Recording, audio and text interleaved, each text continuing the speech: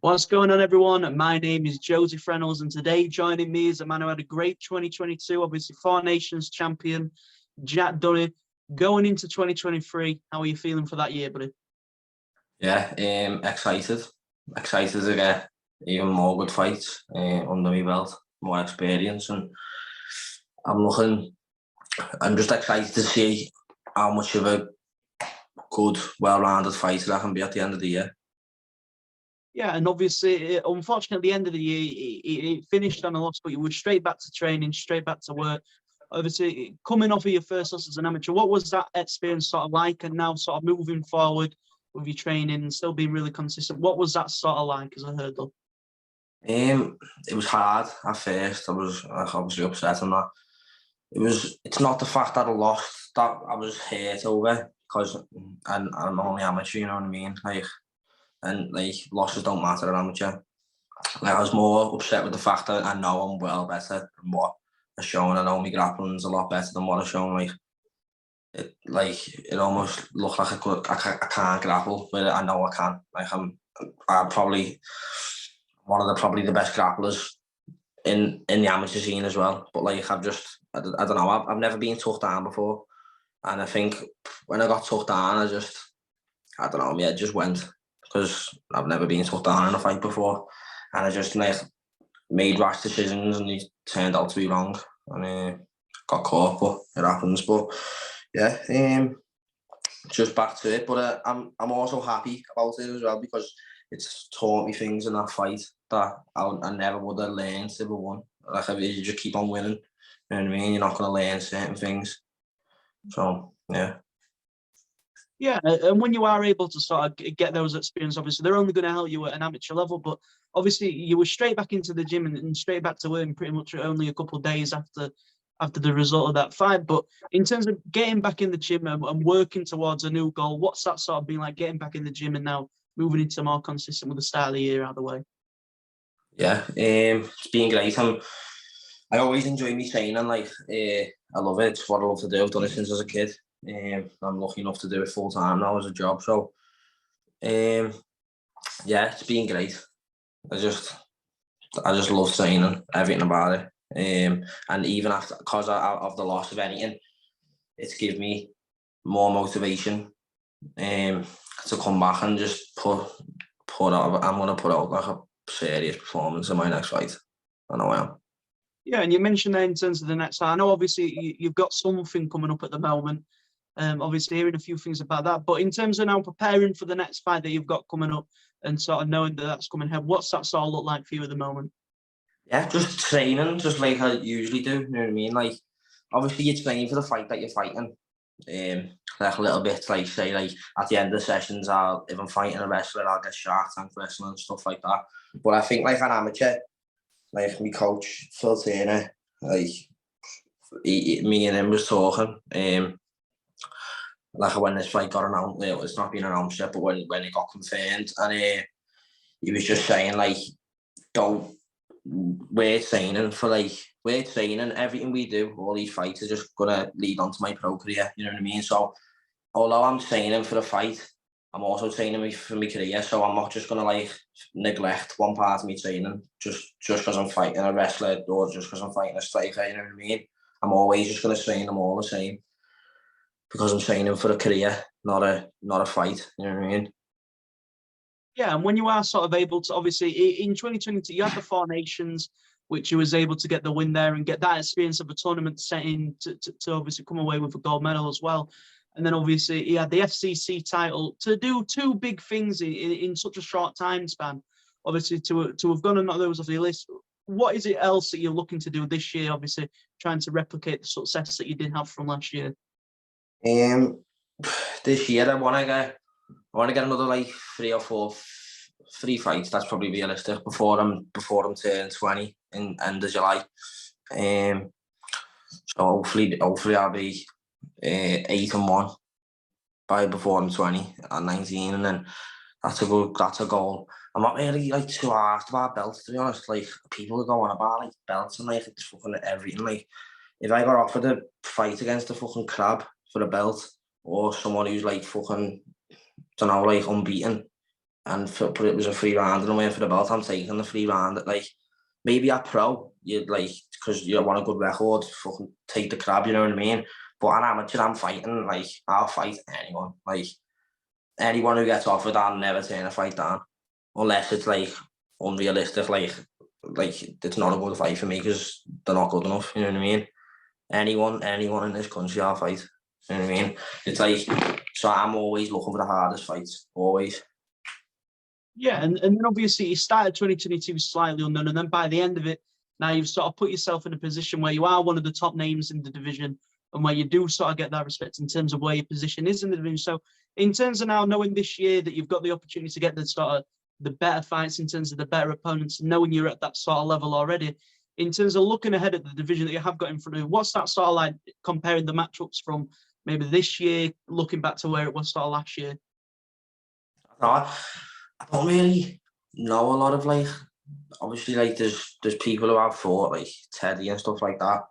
A lot of them want to go pro. A lot of people at the top of like around me in this division now are going pro, whereas I'm still staying amateur because I'm young and I've got a lot more to show at amateur before to go pro. You know what I mean? So I don't really know like a lot of names, to be honest. Like, I'm just like, what's this? What's that? When I'm getting come in here, can you see me? Yeah. Yeah, when I'm getting fights announced, I'm just that's really, like, I don't really know names, to be honest. I'm not really asked, don't really like look. I just fight whoever get offered, and if they're good, and if my coach, if Phil says they're good, and he wants me to fight them, I'll fight them. You know what I mean? Yeah, and then obviously you take a look at sort of obviously Aspire's progress, especially this year already. You've got Dean Garnett's return this weekend, Chris Fishgold as well, Liam McCracken, Bellator, dubbing yourself, and then a few other people doing big things as well at the moment. But in terms of sort of looking at the gym's progress already this year and being around people who've all got similar sort of goals, what's that sort of like as a motivator, as a fighter?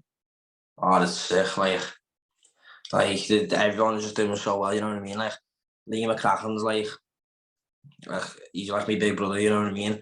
I train with him every day, but he's always like he's took me under his wing since I was young. You know what I mean? When he was like my age and I was like 15, 16. Like, he's took me under his wing. He's like my big brother. Like, I've never trained with anyone. Like, he's special, Liam.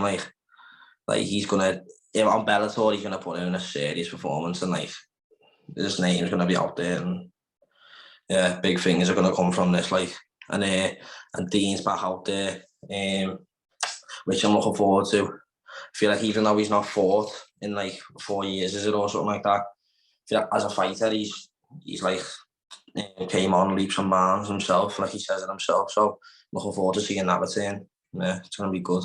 Jim's flying as always.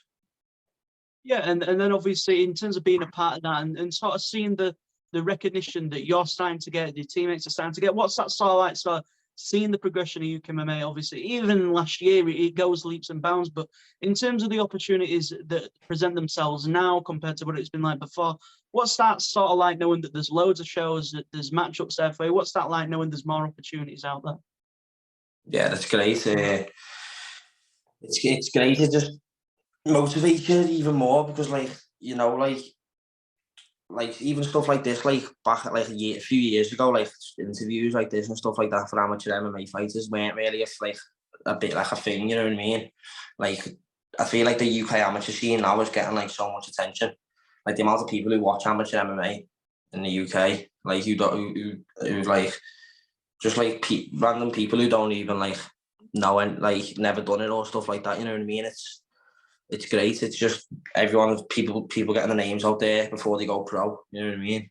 And then when he turned pro, like for Liam, like he was like when he turned pro, he was already a big name. You know what I mean? And it gives you like that extra push.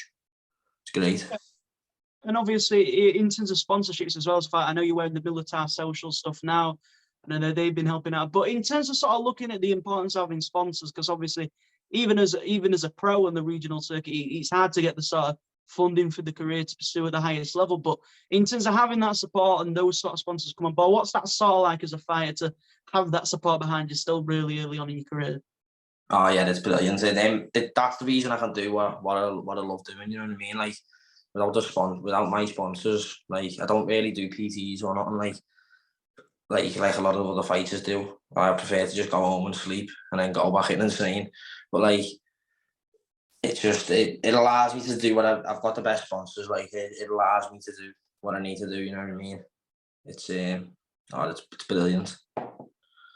And Yeah, and sorry, what do you say?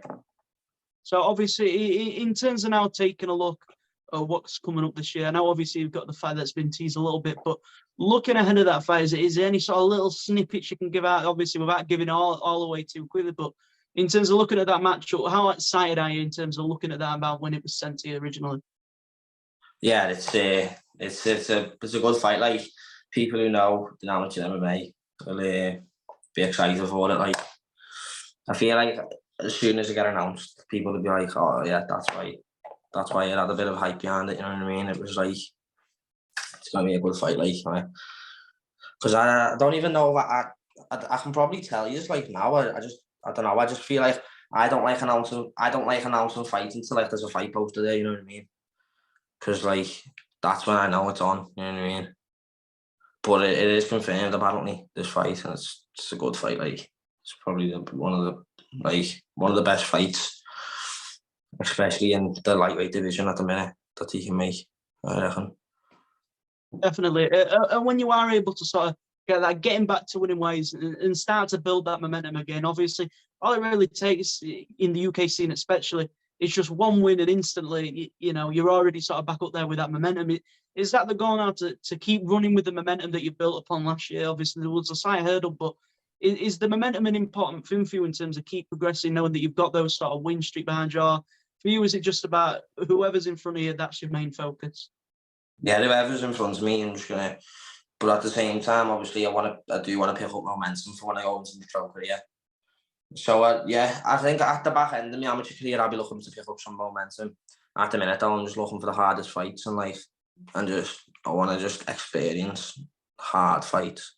I want to like be in there and like when it's gritty. I want to have experienced everything. You know what I mean? And I'm looking forward to it. So. Yeah, and when those sort of things do sort of come across, obviously, this year, if you have a good year and it goes all to plan, obviously, it puts you in a really good position, still really young in the sport and still really early on in your amateur career. But in terms of knowing this year and the next year as an amateur as well, do you feel as though the pro scene, obviously, there's still a lot more fights that you'll want to have, but do you see it as something that's far off, or at the moment, is it just focus on the amateur career? And I wouldn't say it's far off. Like I was speaking to my coach the other day again, and we were saying like we're just gonna take it as it comes. Like I might make me pro debut when I'm 21. I might make it when I'm 20. And it'll be one of them years. Like, but just to see who's left to fight an amateur. I feel like the pro game will suit me even more. Just like my attributes, like power in the hands, a lot to elbow. So I've been doing Tyson's as a kid, knees to the head, the 5-minute rounds as well. Just yeah. I feel like it'll all play in my favour when I go pro. I'm looking forward to that. Like, Yeah, so I and wouldn't then say it's far away. Like, I keep going. And obviously, taking a look in terms of the final thing for myself is obviously I already know what's going on. A lot of people already do. But for those that might not yet know the name Jak Dunny, what is it that they can expect to see from yourself just for the rest of this year and moving forward? yeah, it's fireworks, exciting fights, never in a boring fight. Yeah, always in an exciting fight. I'll always make it an exciting fight. For like, cause I love being in exciting fights. Like, yeah, and you're gonna be looking at one this time next year. I'll be the biggest amateur in the UK, 100%. There we go. There we go. That is everything from myself. Obviously, Jak Dunny had a big 2022. He's already the Four Nations champion as well, and he had a big fight at the end of the year. 2023, I'm sure, will be the same again with the success. Appreciate your time today. If you'd like to take a chance at any sponsors and anything like that, I nearly forgot to say it. Obviously, just feel free to go ahead, buddy. Yeah, I've got Bliss Recruitment. I've got my picture in front of me here with my fight kit on. Bliss, got Clean Pristine, cleaning, got the Concordia Clinic. I've got Applied Tech Solutions, Apple, they sell like Apple products and stuff like that. I've got Runtable Rhymes, I've got like a recycling one. Me mate Ray. I've got, I always do this, you know, I always forget them. I swear I've got more. Oh, Barrel with Flooring. This is gonna be bad. This is like, yeah. Any more, I'll tag them when this comes out. Yeah. No problem. Well, that is everything from myself. Obviously, as already mentioned, keep your eyes on Jak Dunny. He is going to be a big name, not just for this year, but many years to come. I appreciate your time today, buddy. Thank you very much. Yeah, nice one, Joe. Thank you. Pleasure, buddy. Yeah, nice one, mate.